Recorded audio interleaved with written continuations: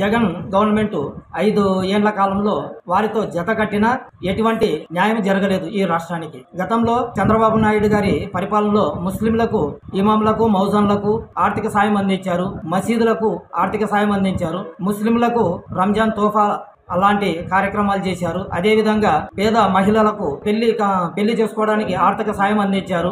మరియు అదేవిధంగా కార్పొరేషన్లను ఏర్పాటు చేసి వారికి ప్రత్యేక నిధులు కేటాయించి వాటి ద్వారా వారి అభివృద్ధికి కూడా పాటుపడడం జరిగినది. విదేశాల్లో చదువుకోవడానికి కూడా విద్యార్థులకు సహాయ సహకారాలు అందించడం జరిగినది చంద్రబాబు నాయుడు గారి పీరియడ్లో. తర్వాత వచ్చిన జగన్ మోహన్ రెడ్డి గారి మోసపూరితమైన హామీలకి తలొగ్గి ప్రజలు ఆయనకు ఎన్నుకోగా వారు ప్రజల్ని ఒమ్ము చేసి మొత్తం రాష్ట్రాన్ని అస్తవ్యస్తంగా తయారు చేయడం జరిగినది. బీజేపీతో జత కట్టి తను నిలబడడానికి, తన ప్రభుత్వం నిలబడడానికి, తన కేసుల నుండి తను తప్పుకోవడానికి బీజేపీతో టైఅప్ అయినాడే తప్ప రాష్ట్ర అభివృద్ధి కొరకు కానీ ప్రజల అభ్యున్నతి కొరకు కానీ బీజేపీతో జత కట్టడం జరిగినది.